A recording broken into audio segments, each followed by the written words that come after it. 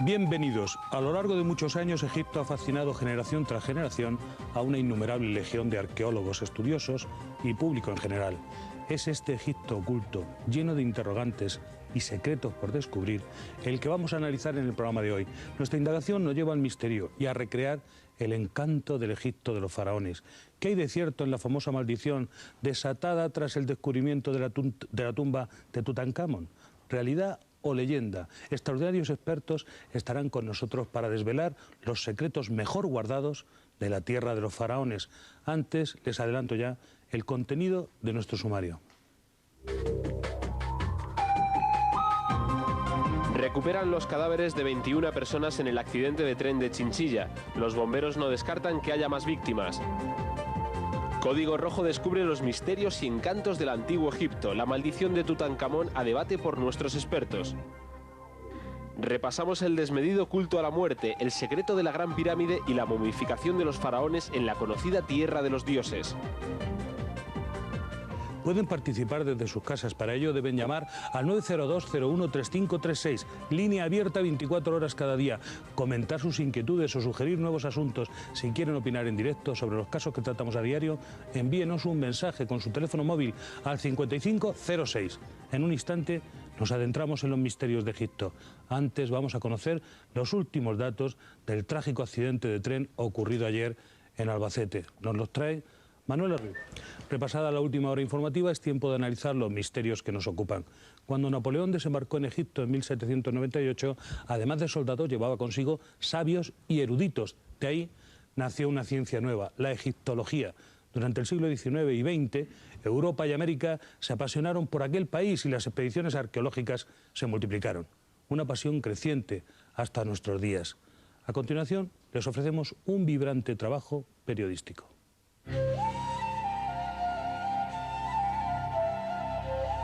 Egipto, lugar de culto para millones de personas. Turistas, arqueólogos y estudiosos visitan el país año tras año.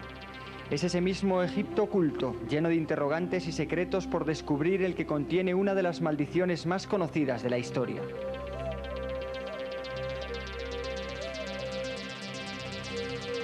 Tutankamón era un joven faraón egipcio de la dinastía 18. Llegado la hora de su muerte, fue enterrado en una tumba rodeado de sus más preciados tesoros y gran cantidad de alimento del que disfrutaría en la otra vida. Pero Tutankamón nunca lució las joyas ocultas en su tumba. En 1922, Howard Carter halló la momia del faraón y sus tesoros intactos. Este fue el comienzo de la maldición. La muerte tocará con sus veloces alas al que moleste al faraón muerto. Es la sobrecogedora inscripción que supuestamente cobijaba la tumba de Tutankamón. La realidad o falsedad del mito forma parte de la historia. No es el único enigma que rodean a esta civilización. ¿Cuándo, cómo, por quién y para qué? Son algunas de las preguntas que asaltan la curiosidad de todos aquellos que han contemplado la Gran Pirámide. Las respuestas poco convincentes aumentan uno de los misterios mejor guardados del antiguo Egipto.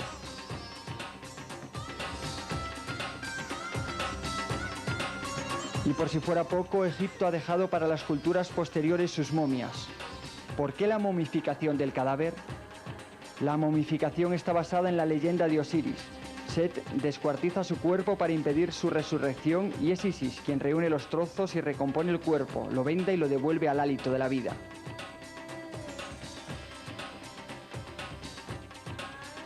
Hoy son todavía muchos los enigmas que rodean esta maravillosa civilización.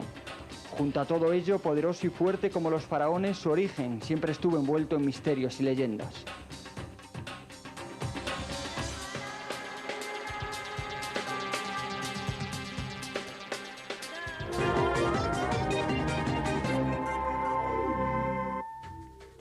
Mucho se ha escrito sobre los misterios de Egipto, la Gran Pirámide, la Esfinge, la momificación y la maldición de Tutankamón. Forman parte de una cultura milenaria. El cine, la televisión se han encargado de engordar leyendas con muchos puntos oscuros. Para aclararnos las dudas nos acompaña hoy Nacho Ares, licenciado en Historia Antigua, que ha dedicado su tiempo a la investigación y divulgación de los enigmas históricos que rodean al antiguo Egipto. Autor de libros como El Egipto oculto, Egipto insólito, El Valle de las Momias de Oro. Conoce a la perfección esta civilización. Nacho Ares, bienvenido. Además, ahora acaba de publicar, o tiene ya en las librerías, este libro, El último hijo del sol, Tutankamón, publicado en Oberon. Un libro que le recomiendo vivamente. Nacho, ¿por qué causa tanta fascinación la cultura egipcia? Yo creo que una de las principales razones es porque de forma irremediable, aunque nosotros no lo veamos así, Egipto sigue vivo en nuestra civilización moderna. Hay que pensar que efectivamente nosotros hemos bebido de la cultura griega y de la cultura romana, pero nadie puede negar que estas dos culturas, la griega y la romana, al igual que otras culturas que se desarrollaron en la antigüedad en el Mediterráneo, bebieron todas de la misma fuente, que fue la cultura egipcia hace miles de años, y han servido únicamente de puente para que nosotros hayamos desplegado hoy en nuestro siglo XX-XXI muchos de aquellos detalles de la vida cotidiana que hoy siguen vivos en nuestra civilización. ¿Cómo hay que investigar los misterios de Egipto? Pues yo creo que de una forma apasionada. Una forma apasionada porque la civilización egipcia es, como decíamos ahora, una de las más fascinantes, precisamente por toda esa estética tan hermosa que alberga, la cantidad de películas que se han realizado a lo largo y ancho de la historia del cine, la cantidad de descubrimientos arqueológicos, sin lugar a dudas en la historia de la arqueología, quizás el más importante de todos es el descubrimiento de la tumba de Tutankamón, ¿no? Y todo ello es una especie de elenco mágico y maravilloso que atrae a muchísimas personas y que curiosamente si nosotros hacemos un seguimiento de las vidas de algunos de los egiptólogos más importantes que a lo largo del siglo XIX y XX han dedicado su vida a la egiptología, nos encontraremos con casos como el de Mariette, Petrie, etcétera, que fueron capaces de sentirse tan fascinados por la egiptología que incluso abandonaron a sus familias en Europa, atraídos por esa fascinación, como digo, que les reclamaba desde el Valle del Nilo. También nos acompaña hoy David Sentinella, periodista especializado en temas de misterio, redactor y coordinador de la revista Enigmas del Hombre y del Universo y redactor jefe del periódico Enigmas Express. Precisamente el sábado estará en la Feria del Libro, en la caseta 289, firmando ejemplares de su libro, El enigma de las momias. David Sentinella, bienvenido. Hola, bien Qué libro hallado. tan interesante, la búsqueda desesperada de la inmortalidad. Yo diría que un auténtico tratado sobre las momias. Dígame, ¿cuál es el misterio que más le llama a usted la atención de Egipto? De Egipto, bueno, yo creo que es tan difícil porque Egipto entero, el país, es todo un misterio. Levantas cualquier piedra y debajo de ella hay un misterio. Podría ser posiblemente mi gusto, pues el tema del misterio de las momias. Por ¿no? ejemplo, ¿la momia de Tutankamón es una momia perfecta, con una conservación excepcional? Bueno, desgraciadamente no. Desgraciadamente no, porque, y eso me imagino que ya lo iremos hablando más desglosadamente, pero los oficiantes que en su momento pues pusieron el cuerpo dentro del sarcófago, pues posiblemente utilizaron demasiados aceites, demasiado betún, que era el líquido, y estaba pues demasiado empapado. Pero la momia de Tutankamón no es tan solo importante por el cuerpo del faraón y el misterio que encierra su muerte, sino sobre todo por el descubrimiento de la tumba que supuso una tumba que fueron encontrados pues grandes tesoros. Aparte de Tutankamón, pues evidentemente pues también está dentro de Egipto pues el gran enigma que supone pues si Keops fue el que construyó la Gran Pirámide, o como hoy en día ya se la considera y no se la denomina la pirámide de Keops, sino sencillamente la Gran Pirámide, ¿no? Yo creo que posiblemente sean dos de los muchísimos grandes enigmas que encierra ese país del Nilo. Nacho Ares, ¿qué encontraron cuando descubrieron la tumba del faraón Tutankamón? Pues grandes sorpresas o cosas maravillosas, ¿no? Que es las palabras textuales que utilizó Howard Carter en aquel 4 de noviembre de 1922. Es, como decíamos antes, sin lugar a dudas, el mayor descubrimiento de la historia de la arqueología, que no ha tenido paralelismos ni en Sudamérica con descubrimientos de tumbas mayas, ni siquiera con las tumbas reales de Ur en Mesopotamia, curiosamente en la misma década de los años 20 del siglo pasado. La cantidad ingente de tesoros, de muebles, que quizás es lo más importante desde el punto de vista de la investigación, es decir, no solamente nos encontramos ante una tumba en la que aparecieron esos grandísimos tesoros que todos los conocemos por películas, documentales, fotografías, ¿no? La máscara, el sarcófago, todo elementos hechos con oro macizo, ¿no? Sino también, en palabras de Howard Carter, quizás una de las mayores virtudes de esta tumba es que por primera vez los egiptólogos se acercaban a muebles, a objetos de la vida cotidiana que solamente antes se tenía conciencia de ellos a través de las pinturas que habían dejado los propios egipcios en tumbas o en otros lugares, ¿no? Quizás ese es uno de los grandes valores de la tumba de Tutankamón, que desde el punto de vista histórico este personaje fue una especie de horquilla en uno de los momentos más convulsos de la historia de Egipto, pero que quizás también, recordando un poco las palabras de Howard Carter, lo más destacado de su vida es que nació, reinó y murió, y fue enterrado con toda esa gloria. David Sentinella, desde el punto de vista de las momias, hay que ver el culto a la muerte, ¿no? La muerte está presente en todas las civilizaciones. ¿Cómo luchan contra ella los egipcios? Pues hay una cosa muy curiosa, porque todo el mundo piensa en líneas generales que cuando en Egipto se momificaba es que se rendía un gran culto alrededor de la muerte. E incluso hasta, digamos, que se amaba lo que había detrás de ella. Y en parte es así, pero no es que se amara la muerte, sino en el antiguo Egipto, lo que se tenía era un verdadero amor, una verdadera pasión por la vida.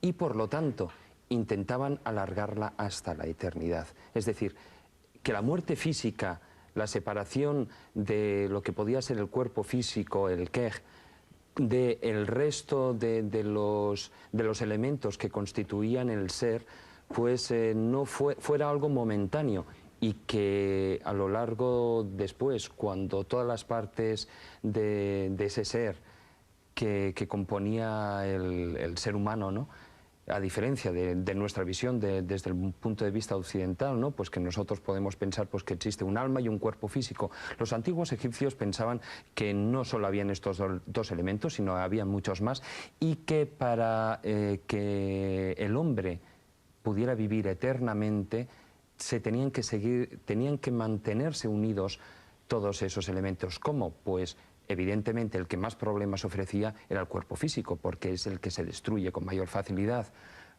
Y por eso, a partir de ahí, pues cogieron, digamos, entre comillas, inventaron lo que podía ser el proceso de momificación, y hicieron todos los rituales necesarios a lo largo de todo el proceso de momificación para que el alma del faraón o del noble en concreto, pues a su regreso al cuerpo físico, pues lo encontrara en buen estado y pudiera vivir eternamente. Nacho Ares, ¿usted ha visto físicamente la momia de Tutankamón? No, la momia de Tutankamón es la única que se conserva en su tumba original, en este caso en la KV62, que es el Valle de los Reyes, muy cerquita del actual Luxor, en la orilla oeste, que es donde se conserva esta necrópolis del Imperio Nuevo. Y si bien es cierto que el resto de momias reales, muchas de ellas descubiertas en 1881 en un caché, en un escondite en la zona de Deir el-Bahri, muy cerquita también del Valle de los Reyes, fueron trasladadas ya en el siglo XIX al Museo del Cairo, donde hoy se conservan muchas de ellas, y 9, creo que en concreto 10, están en exposición en la famosa Sala de las Momias. La única que se conserva in situ y todavía dentro de su sarcófago original, tal y como fue descubierta por Howard Carter en 1922, hace poquito más de 80 años, es la momia de Tutankamón, como decía antes David. ¿Y los tesoros que fueron encontrados en esa tumba, usted sí los ha podido ver? Sí, los tesoros están absolutamente todos ellos en el Museo del Cairo, menos una cabeza de Hathor, una cabeza de una vaca sagrada, que se conserva en el Museo de Luxor, que es... Vamos a seguir nuestra investigación enseguida con Nacho Ares. En unos minutos abordaremos la maldición de Tutankamón. Será después de la publicidad.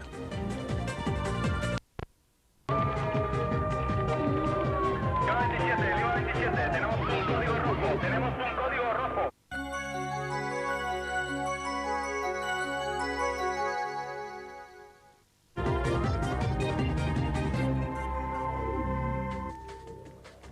Antes de continuar, un minuto para dar las gracias a un querido y admirado profesional de la comunicación, Javier Sardá, quien hacía el honor de presentarme con estas cariñosas palabras en su programa. Vamos a cambiar de tema totalmente. Vamos a dejarnos llevar por alguien que es enfático, que para mí es una característica esencial de alguien que se dedique a la comunicación, de alguien que es apasionado, que también lo es, y de alguien que además conoce perfectamente el tema del que habla. Paco Pérez Avellán, bienvenido. Javier Sardá, muchas gracias por tus amables palabras y por tu excelente trabajo en Crónicas Marcianas. Gracias. Nos vamos ahora de nuevo a la redacción de Código Rojo. Manuela tiene todos los datos del estado actual de los heridos ayer en el accidente de tren. Adelante, compañero. Gracias, Manuela. Tutankamón era un joven faraón de la 18 dinastía. Llegada la hora de su muerte, fue enterrado en una tumba rodeado de sus más preciados tesoros y gran cantidad de alimento del que disfrutaría en la otra vida. Pero Tutankamón nunca lució en vida las joyas enterradas en su tumba. En 1922, Howard Carter halló la momia del faraón y sus tesoros intactos. Este fue el comienzo de la maldición.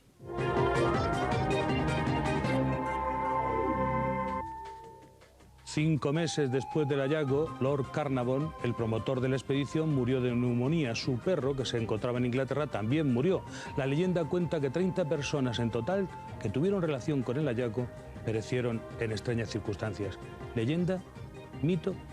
Nos acompaña Juan Jesús Vallejo, una de las firmas más autorizadas en enigmas de las civilizaciones antiguas. En su libro Los misterios del antiguo Egipto, este que ven ustedes aquí, que les recomiendo vivamente, hace un recorrido por el misterioso país de los faraones. Señor Vallejo, bienvenido. ¿Qué hay de cierto y qué de leyenda, en su opinión, en la maldición de Tutankamón?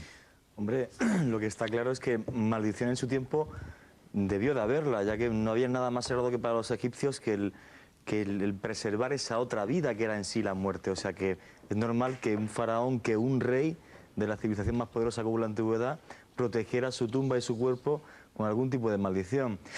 Respecto a qué hay de cierto, ¿no? Como dice usted, aquí de leyenda, aquí de realidad.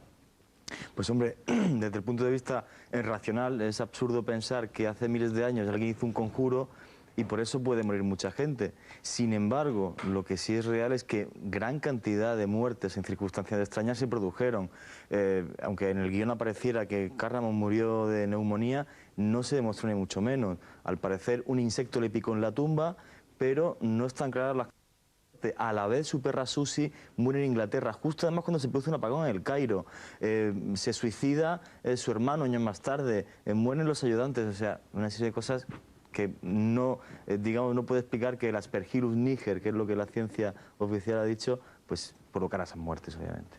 ¿Podríamos sintetizar la maldición en que todo el que profanase la tumba habría de morir por molestar el sueño del faraón? Todo aquel que profanase la tumba, o sea, que con una voluntad propia estuviera allí para profanar el sueño del faraón, porque hay una cosa muy curiosa: el policía de Scotland Yard que vigila la tumba durante meses durmiendo allí, el que tenía que haber muerto primero de todos por Aspergillus niger, nunca padeció enfermedad alguna. Inexplicable, cuando menos. ¿Es un tema abierto? ¿Faltan para usted cabos por atar?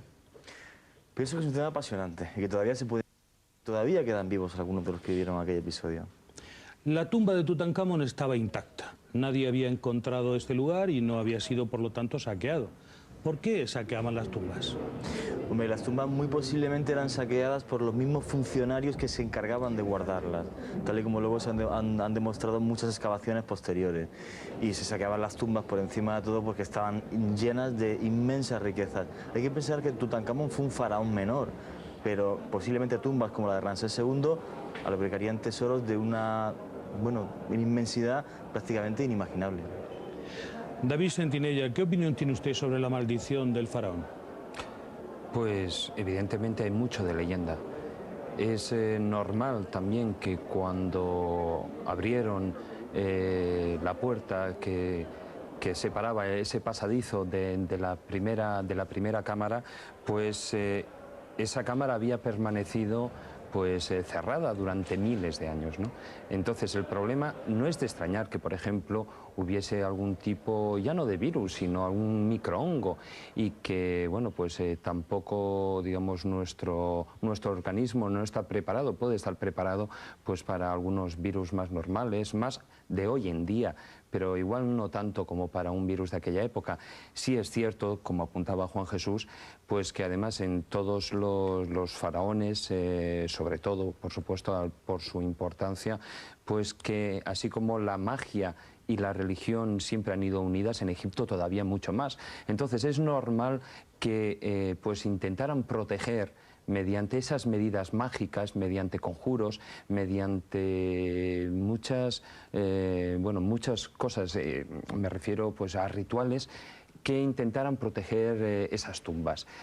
Que haya de... Yo no sé si algún día llegaremos a saber la verdad. Sí, es cierto que la ciencia, al menos hoy por hoy, pues intenta explicarlo, como ha dicho Juan Jesús, mediante ese hongo, el Aspergillus niger, pero yo creo que todavía falta mucho por saber. Y ya no solo es tan importante el tema de la leyenda, sino, y eso Nacho Ares pues es un gran experto, sino por qué murió y de la manera tan extraña que murió el joven faraón Tutankamón, porque en aquella época, bueno, él tenía 20 años, reinó apenas 10 años y además murió de una manera muy curiosa. ¿Por qué?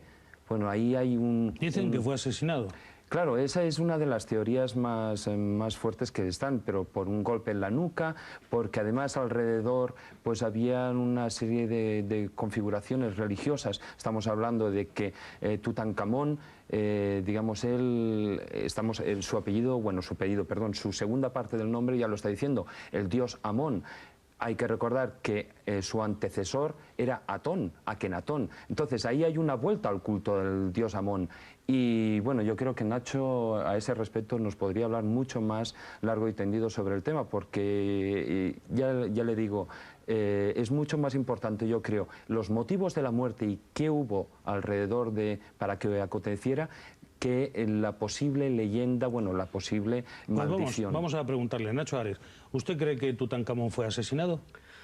Pues no tengo pruebas ni para demostrar una cosa ni otra. Pero se dice que su gran visir, por decirlo de alguna manera, su segundo de a bordo, en el reinado, le quitó de en medio para ser él el faraón en su puesto.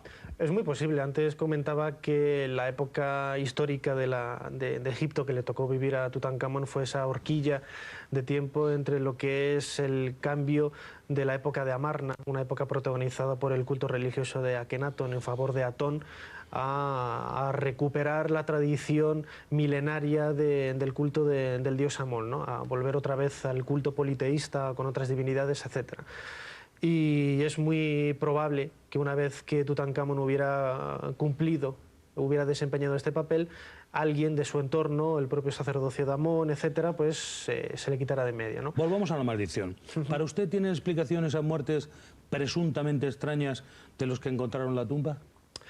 Hombre, yo siempre digo una cosa. En la apertura oficial en febrero de 1923 de lo que era la mortuoria de la KV62, la tumba de Tutankamón, de las casi 20 personas que había allí esa mañana, a las 11 de la mañana, prácticamente creo que fueron 12 o 13 murieron en situaciones, en un entorno, situaciones más o menos extrañas. También hay que decir que salvo Lord Carnarvon, que fue el mecenas, el que puso el dinero para la excavación, ningún miembro del equipo, ningún miembro directo del equipo murió en situaciones extrañas, ¿no? Al contrario de lo que se ha dicho. Luego podríamos entrar un poco más en lo que es la leyenda urbana, que es cierto que luego se ha generado a raíz de estas muertes indirectas relacionadas con la tumba de Tutankamón, ¿no? Pero, por ejemplo, gente que participó directamente en la tumba, como Howard Carter, el descubridor, murió en 1939. En 1963 murió Alan Gardiner, el encargado de traducir los textos. Breasted, el americano, igual. Arthur C. Mace, efectivamente, murió relativamente poco después, pero también hay que reconocer que una persona que trabajaba con Carter por hacerle un favor, porque ella estaba muy enfermo cuando él ya se encontraba en Egipto. Para usted tienen, por lo tanto, la mayoría de esas muertes explicación racional. Explicación racional a la gente del equipo de Carter, no a las muertes indirectas a las que ahora aludía, por ejemplo, la famosa historia del ayudante de Howard Carter que muere, se suicida, luego el coche cuando le lleva al cementerio pillan a un niño, el padre cuando se entera se tira por la ventana. Es decir, hay una serie de detalles alrededor y hay una serie también de fenómenos paranormales, como la muerte de la perra de Susie en... Vamos a andar en todo eso que usted está apuntando unos instantes para la publicidad y avanzamos en nuestra investigación.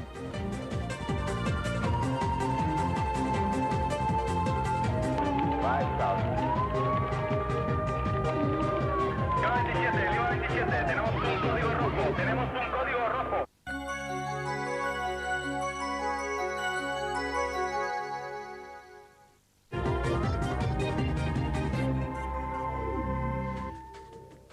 Egipto tiene sin duda una de las historias más ligadas al misterio. No en vano es la que más interés ha despertado a nivel mundial a lo largo de siglos. Y hoy Código Rojo quiere hacerse eco. Pero antes nos trasladamos a la redacción para que enseguida volvemos. ¿Por qué? ¿Para qué? Son algunas de las preguntas que asaltan la curiosidad de todos los que han contemplado la Gran Pirámide.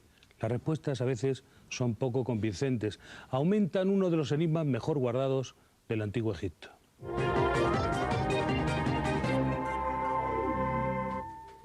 A pesar de los miles de libros escritos durante muchos años, a pesar de las horas de estudio de científicos, filósofos, de egiptólogos, existen demasiadas cuestiones sin resolver. Cuando se habla, por ejemplo, de la Gran Pirámide. David Sentinella, ¿qué reflexión debemos hacer cuando hablamos de ella, cuando hablamos de la Gran Pirámide? Hombre, yo recuerdo cuando era pequeño que en los libros de texto en el colegio pues me enseñaban que la pirámide fue construida mediante unas rampas y a medida que la pirámide iba subiendo, pues las rampas iban siendo, digamos, mayores.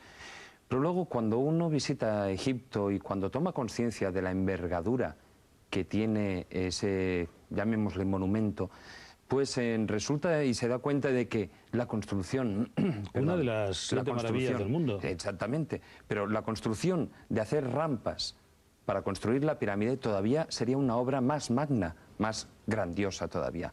Entonces, hoy en día, vamos... es inexplicable cómo lograron construir esto. Y la cantidad de bloques que tiene, la diferente densidad que tienen, por ejemplo, los bloques, lo cual correspondería que es traída de diferentes canteras, y tampoco hay tantas canteras en Egipto como para que 10, 20, 40, 50 bloques tengan densidad diferente, incluso dentro del mismo bloque, ¿no? También es curioso que en alguno de los casos pues se ha partido alguno de los pedazos de roca, se ha analizado y resulta que se han encontrado cabellos humanos. ¿Cómo es posible, no? O sea, encierran demasiadas incógnitas. Y luego, por supuesto, la Cámara del Rey, ¿no? Con un sarcófago allí, vacío, por supuesto, ¿qué sentido tiene? ¿Qué función real era la de la Gran Pirámide? Porque además cabe recordar que de las 118 o 119 pirámides encontradas en Egipto, pues en ni una sola pues se ha encontrado una momia. Por lo tanto, por mucho que se diga que eran tumbas, no son tumbas de faraones. ¿Por qué se construyó, y en especial la Gran Pirámide, la conocida como Pirámide de Keops, ¿no?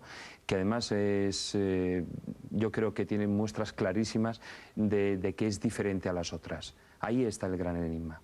Juan Jesús Vallejo, vamos a volver un momento atrás, porque me gustaría que usted me contestara la pregunta de por qué nace la leyenda de Tutankamón. ¿Por qué nace la leyenda de Tutankamón? Desde mi punto de vista, por dos cosas. En primer lugar, y sobre todo porque fue un descubrimiento arqueológico que se sigue a nivel mundial en la prensa y en medios, por el grandísimo tesoro que se encuentra allí. Aquello fascina a toda la humanidad. O sea, el oro le gusta a cualquier ser humano de este planeta. O sea, el oro. Una máscara de oro macizo. No eso, sino que cuando se abre la segunda parte de la tumba y está Carter rompiendo aquella pared, él lo que piensa que tiene delante no es un sarcófago gigantesco, sino que lo que piensa que tiene delante es una pared de oro. Imagínese usted cómo estaba toda la gente, toda la prensa, todos los medios, todas las personas que pudieron entrar en la parte de atrás viendo aquello. O sea, no daban crédito a lo que estaban viendo sus ojos. Ese fue el pilar de donde viene la leyenda de Tutankamón. Y la otra parte fue el misterio de todas las muertes que rodean a las personas que están implicadas en ese descubrimiento. Que para usted no tienen explicación siempre. No, ni mucho menos. Para mí hay algunas claramente inexplicables. Es que, vamos a ver, ese efecto dominó que se provocan las personas que están alrededor de la tumba, donde, como le decía antes, o sea, vale, el Aspergillus niger puede explicar algunas de ellas, pero en ningún caso pues un suicidio, un accidente de tráfico. Bueno, le voy a dar un dato más. El famoso canario de Howard Carter. Sí, que estaba dentro de la jaula cuando se lo come, al parecer, una cobra. De una forma muy extraña consigue entrar. Efectivamente. Es un dato más, un punto más de lo misterioso en lo que queda todo, ¿no? Le comento además un dato que pienso que puede ser muy interesante, y es que la muerte de Carnarvon se produce cuando hay un apagón en el Cairo, que todavía no queda clara cuál es la causa de ese apagón. Muere, y a la vez su perra Susie no solamente muere en Inglaterra, sino que los aullidos y los gritos de dolor que da por lo visto, pues escandalizan prácticamente a todo el vecindario. Dígame, ¿usted cree que hay más intereses comerciales que otra cosa en la llamada maldición de Tutankamón? Hombre, sí es cierto que no hay que negar que fue luego base incluso de obras de teatro. Aunque le digo una cosa, el guionista de aquella famosa obra de teatro murió también en circunstancias extrañas. Con lo cual, no deja de ser curioso. Incluso los primeros que intentaran sacar rendimiento económico de aquella... Asusta un poco, realmente. Fue curioso. Muchas muertes. Muchas, y para mí algunas de ellas todavía inexplicables. Nacho Ares, desde el punto de vista de la razón, ¿cómo es posible que se haya podido hacer una construcción como la Gran Pirámide? ¿Usted cómo lo explicaría? Pues no lo sabemos. Antes David nos comentaba sobre las Transcurridos todos estos años todavía no sabemos. Todavía no, y a mí siempre que me hacen esa pregunta siempre contesto con lo mismo. O sea, yo puedo decir cómo no se ha construido la Gran Pirámide, porque también hay que tener en cuenta que efectivamente en Egipto hay casi 120 pirámides, no todas tienen la magnitud de la Gran Pirámide de la Meseta de Giza, con 230 metros de lado y casi 147 de altura, más o menos la misma altura que hoy tiene en Madrid Torre Picasso.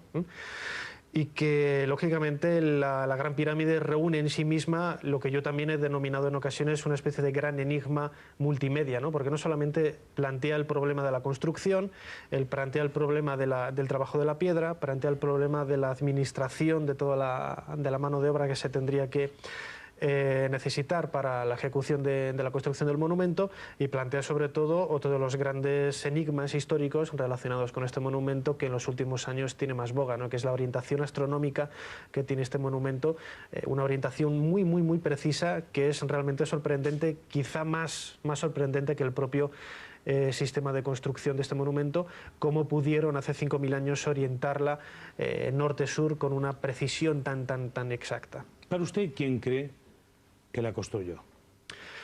Yo creo que es una construcción faraónica, es decir, sin lugar a dudas es una obra egipcia, no solamente por el concepto, la forma, y además los propios textos egipcios hablan de este tipo de monumentos meru, en plural, como tumbas, ¿no? Antes decía David que de las casi 120 pirámides en ninguna de ellas se han encontrado restos humanos. Hace apenas 4 años en Abusir, una expedición checa ha encontrado la tumba intacta de Ranefereb y dentro estaban los restos humanos de este faraón.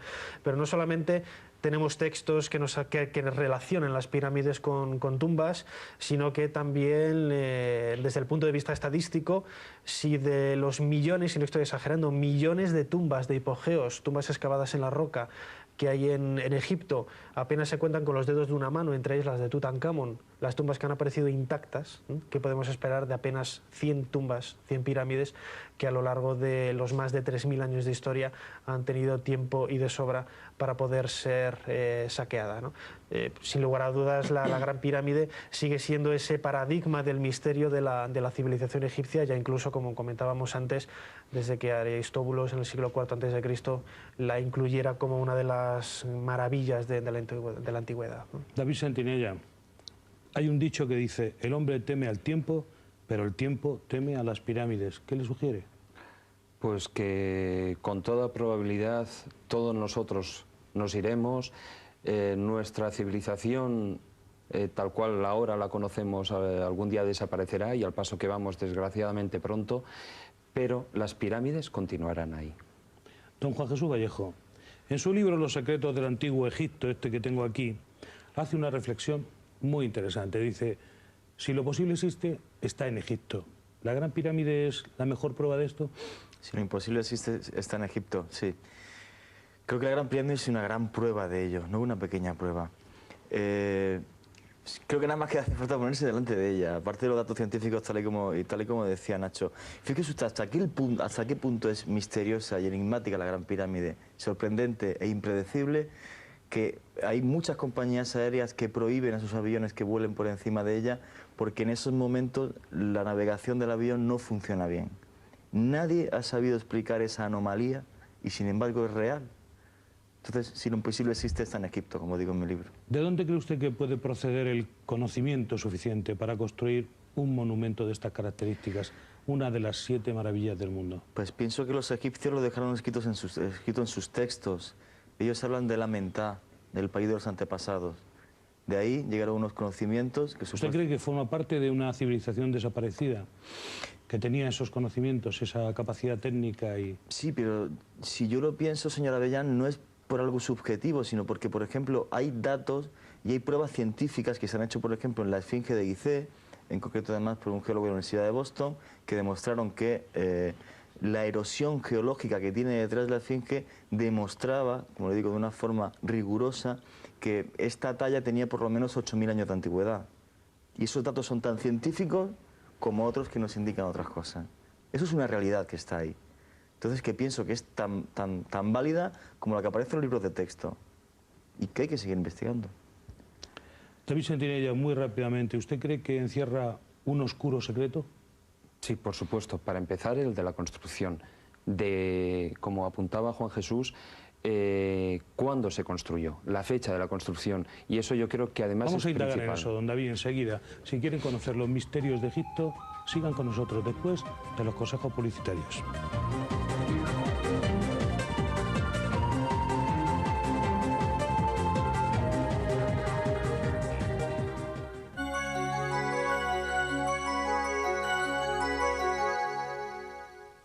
Les propongo...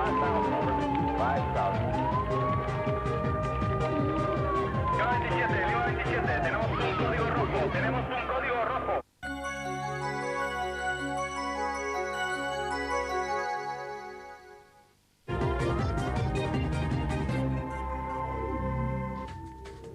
Seguimos indagando sobre los misterios de Egipto. A continuación vamos a conocer todos los secretos de las momias. Antes hacemos una última conexión. Muchas gracias, Manuela.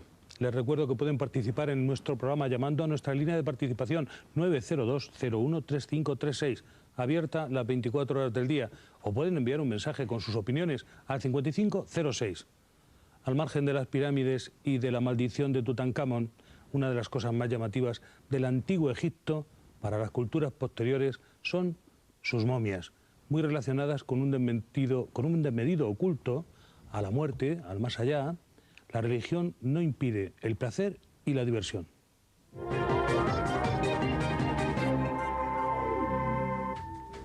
Las tumbas de los reyes nos hablan de su poder, de su victoria, de su culto a los dioses. David Sentinella, qué interesante el proceso de momificación y aparición de las momias, ¿verdad? Indiscutiblemente.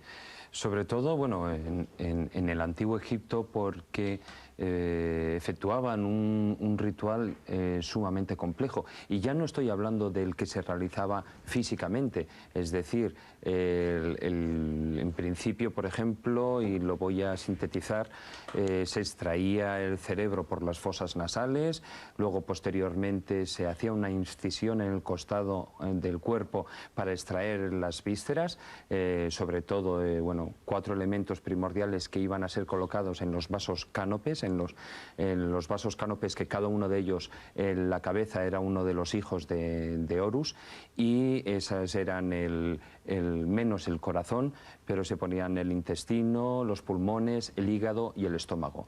Posteriormente, bueno, se realizaban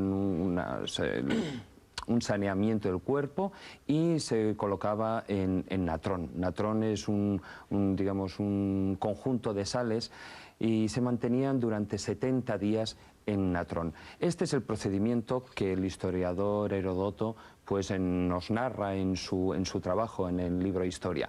Pero como decía, ya no solo es tan importante ese trabajo que hacían físico, sino es que tras cada movimiento que hacían con la momia, a la colocación de las vendas, la extracción del cerebro, la colocación de los amuletos, etcétera, etcétera, cada uno iba acompañado de un ceremonial y cada uno llevaba un rito respectivo que hacían que todo el procedimiento fuera largo, pero sumamente interesante. Vamos a volver durante un momento a la Gran Pirámide. Decía usted que en efecto hay un mensaje oculto en su interior.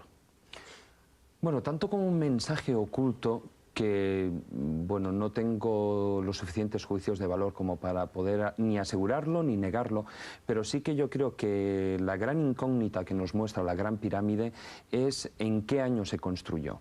Es decir, tal como antes apuntaba Juan Jesús, el problema está en que, bueno, en las dataciones que se están haciendo, por ejemplo, con la Esfinge, pues están dando un periodo pues anterior a lo que podría ser a la época predinástica. Posiblemente en la Gran Pirámide sucediera eso. El gran problema es quién la construyó, cómo la construyó y sobre todo para qué. ¿Y qué puede encontrar en su interior? En el interior de una de las 7 maravillas del mundo. Bueno, el viajero pues, que la visite. El viajero encontrará una serie de canales, uno va a la cámara, al menos lo que el viajero puede acceder principalmente, pues hay un canal descendente que nos llevará a la cámara del caos, que está por debajo del nivel de tierra. Luego, posteriormente, está ascendiendo, está la cámara de la reina y la cámara del rey. Por encima de la cámara del rey, pues existen 5 cámaras de descarga, en la cual, en una de ellas es donde se encontró el cartucho que ponía Keops, que fue a raíz de eso, que se le atribuyó esa pirámide que pertenecía a Keops. Y luego, todo esto rodeado de una gran grandiosidad, uno se siente impresionado, elevado, claro, vibraciones especiales. Estamos hablando de que nos encontramos, no sé, creo que son 2 millones de bloques de piedra, pues desde 2 toneladas y algunos pesan pues hasta 20 toneladas o incluso más. Entonces, cuando uno está en el interior, pensar todo lo que tiene encima, eso solo la sensación física. E indiscutiblemente cuando uno está allí, y sobre todo tanto en la cámara del caos como en la cámara del rey, pues uno siente algo especial. Pensarlo ya produce verdadero vértigo. Nacho Ares, vamos a volver al tema de las momias. ¿Usted cree que esto es otra manera de buscar la inmortalidad? Sin lugar a dudas. Como decía al principio David, una de las cosas que más amaban los egipcios era la muerte. Nosotros tenemos esa idea de la cultura egipcia embadurnada en una serie de elementos necrofílicos, pues eso, las momias. También es cierto porque el 99% del legado que nosotros conservamos de esta civilización es a través de lo que nos han dejado en sus tumbas, ¿no?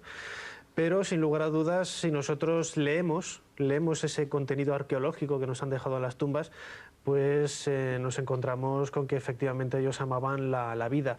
Y en ese deseo de prolongar la vida después de la muerte era precisamente la aparición de la momificación, uno de los grandes descubrimientos que hicieron los egipcios ya en las primeras dinastías, hacia el 3000 a.C., era que la descomposición del cuerpo se debía a la humedad de las vísceras que había en su interior, y en el momento que que los antiguos sacerdotes eliminaban estas vísceras, era muchísimo más fácil conseguir la desecación del cadáver, que ya antaño se conseguía de forma natural, simplemente envolviendo el cadáver en una piel de animal y enterrándola en el desierto, ¿no? Ese es el origen primigenio de lo que es la momificación, y a partir de ahí la técnica se desarrolló hasta unos límites insospechados, y por ejemplo en el Museo del Cairo se conservan algunas de las momias mejor conservadas, valga la redundancia, de todo el planeta, ¿no? Por ejemplo la de Ramsés II, la de Seti I, su padre, momias que parecen que pertenecen a personas que han fallecido hace apenas un par de días.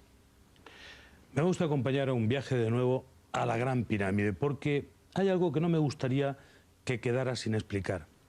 El último enigma de la Gran Pirámide saltó en 1993, cuando un pequeño robot, diseñado para explorar un pasadizo de 20 por 20, atraviesa todo el monumento. Al parecer, descubre una puerta con pomos de cobre, derretidos por el tiempo, que parecía impedir el paso a una cámara secreta. Esa puerta no se abre.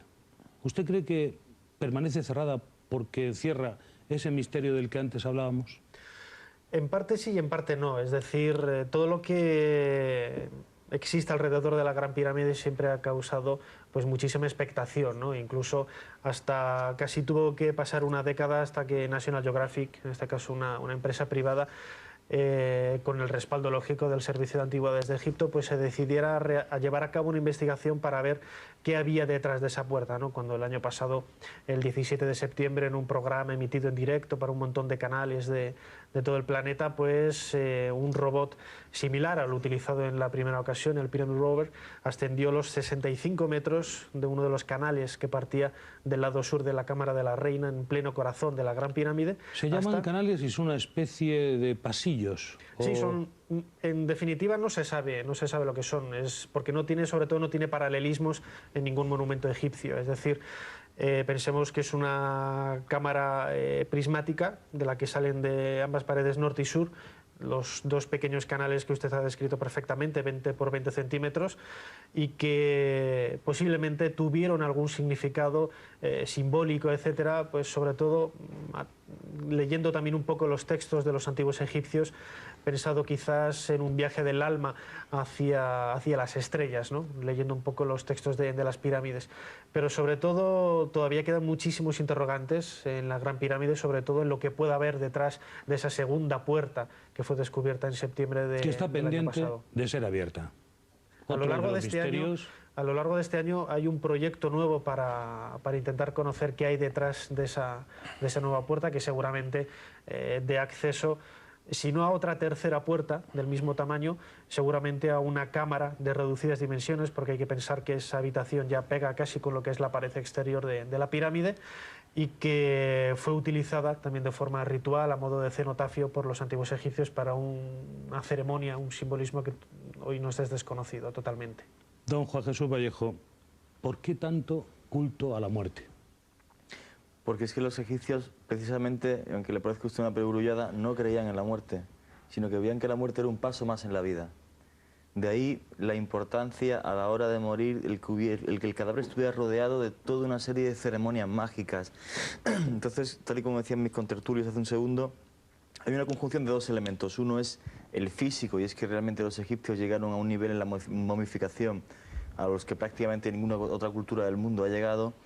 Y de otra parte, una historia mágica que se desenvuelve en torno al cadáver, que a mí me parece fascinante, ¿no? Imagínese usted aquel cuerpo inerte encima de la mesa, a la vez que se le va embadurnando, se le envuelve en 300 vendas de lino, cada una de ellas con una inscripción distinta, por ejemplo la que se le ponían las mejillas se conocen con el nombre de armajos.